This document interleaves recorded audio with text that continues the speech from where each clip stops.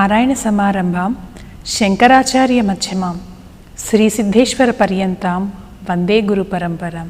మా గురుదేవులు కృతాళం శంకరాచార్య జగద్గురు శ్రీ శ్రీ శ్రీ సిద్ధేశ్వరానంద భారతి మహాస్వామి వారి పాదపద్మాలకు నమస్కరిస్తూ జ్ఞానయోగి టీవీ ప్రేక్షకులకు మకర సంక్రాంతి శుభవేళ అన్ని శుభాలు జరగాలని కోరుకుంటూ,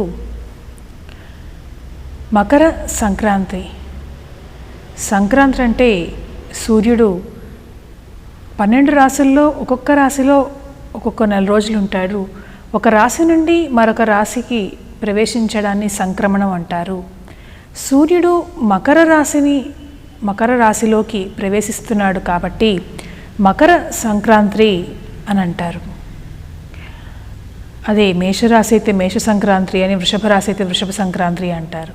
అయితే ఈ మకర సంక్రాంతికి సంబంధించినటువంటి ఎన్నో ప్రత్యేకమైనటువంటి విశేషాలు మనకు కనిపిస్తున్నాయి.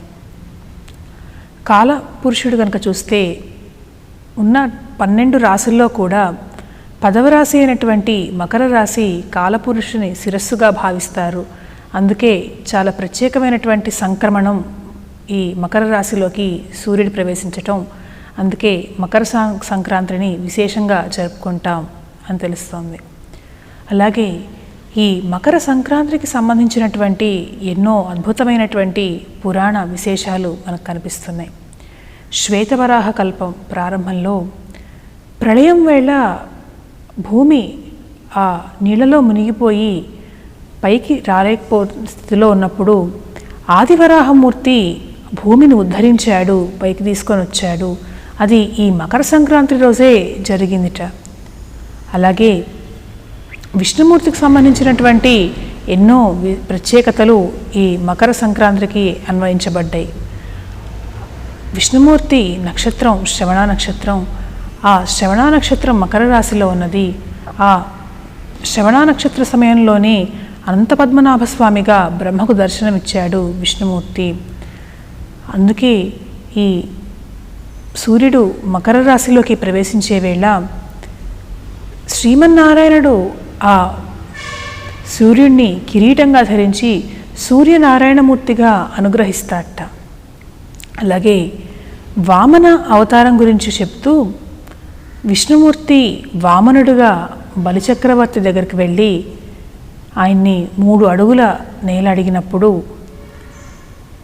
2 పాదాలతోటి బ్రహ్మాండమంతా కొలిచి 3వ పాదాన్ని బలి చక్రవర్తి తల మీద పెట్టి పాతాళానికి తీసుకెళ్ళినటువంటి రోజు ఈ మకర సంక్రాంతి రోజేట.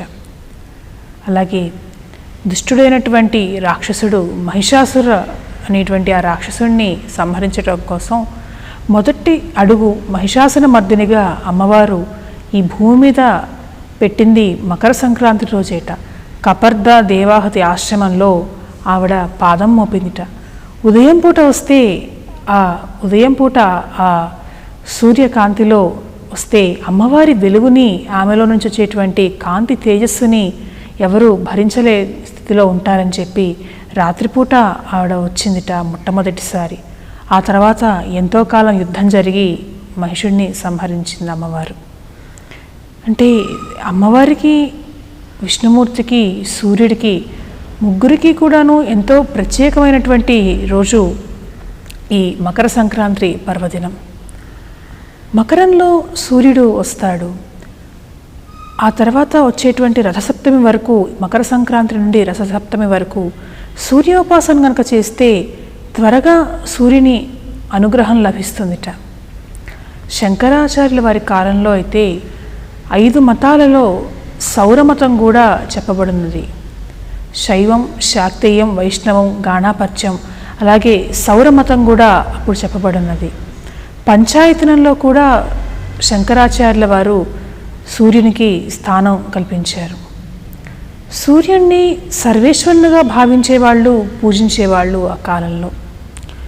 ఆచమనం చేసేటప్పుడైతే భాస్కరాయ, ఆదిత్యాయ నా సూర్యనామాలతోటే ఆచమనం కూడా చేసేవాళ్ళట. సూర్యుడే సర్వేశ్వరుడు అని పూజించిన ఆ కాలంలో సౌరమతానికి కూడా ప్రాముఖ్యత ఇచ్చి శంకరాచార్యుల వారు పంచాయతనంలో సూర్యునికి ప్రాముఖ్యత కల్పించారు, స్థానం కల్పించారు. రామాయణం కనుక చూస్తే మనకి సూర్యునికి సంబంధించినటువంటి ఎన్నో అద్భుతమైనటువంటి విశేషాలు కనిపిస్తాయి. ఆదిత్య హృదయం ఉన్నది. అందులో కనుక చూస్తే రశ్మిమంతం సమర్జంతం దేవాసుర నమస్కృతం పూజయస్వ వివస్వంతం భాస్కరం భువనేశ్వరం సర్వదేవాత్మకో హేష తేజస్వీ రశ్మి భావన ఏష దేవాసుర గణాన్ లోకాన్ పాతి గభస్తిభిహి అని చెప్పి సూర్యుణ్ణి సర్వేశ్వరుడుగా అందరూ ఎలా గౌరవించేవాళ్ళో, నమస్కరించేవాళ్ళో, పూజించేవాళ్ళో చెప్పబడినది. రామాయణం కనుక చూస్తే సూర్య వంశానికి సంబంధించినటువంటి రాజుల కథలు మనకు కనిపిస్తూ ఉన్నాయి. రాముడు ఆ వంశంలో జన్మించి దుష్ట శిక్షణకు శిష్ట రక్షణకు అవతరించాడు. సూర్యవంశం గురించి చెప్తూ సృష్టి ప్రారంభవేళ విష్ణు నాభి కమలంలో నుండి వచ్చినటువంటి బ్రహ్మదేవుడు అమ్మవారి గురించి, పరాశక్తి గురించి సుమారు 10,000 సంవత్సరాలు తపస్సు చేశాడు. చేస్తే అమ్మవారి అనుగ్రహంతో 7 మానసపుత్రులు జన్మించారు. వారిలో మరీచి ఉన్నాడు. ఆ మరీచి ఈ సృష్టి కార్యానికి ప్రధానమైనటువంటి పాత్ర పోషించాడు. ప్రజాపతి కశ్యపుడు పుట్టాడు. ఆ కశ్యపుని కుమారుడుగా సూర్యుడు ఉదయించాడు. సూర్యుని తర్వాత ఇక్ష్వాకుడు, ఆ వంశంలో సూర్యవంశంలో ఇక్ష్వాకుడు మొదలైనటువంటి వాళ్ళు ఎందరో పుట్టారు. ఇక్ష్వాకుడు చక్రవర్తిగా, రాజుగా రాజ్యాన్ని అధిష్ఠించాడు. అందుకే ఇక్ష్వాకు వంశంగా ప్రసిద్ధికెక్కింది సూర్యవంశం. అందులో ఎందరో గొప్ప మహారాజులు ఉన్నారు. రఘు మహారాజు మొదలైనటువంటి వాళ్ళు ఎందరో ఉన్నారు. శ్రీరామచంద్రుడు ఆ వంశంలో ఉదయించిన వాడే. దేవతలకి సహాయం చేశారు సూర్యవంశంలో ఉన్నటువంటి రాజులు ఎందరో. ఆ శ్రీరామచంద్రుడు ఎంతో పరాక్రమవంతుడు.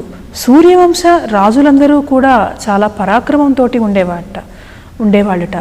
సూర్యుడు పరాక్రమాన్ని కూడా ఇస్తాడు. అందుకే రావణాసురునితో యుద్ధం చేసే వేళ రాముడు అలసిపోతే అగస్త్యుడు ఆదిత్య హృదయాన్ని చెప్పాడు.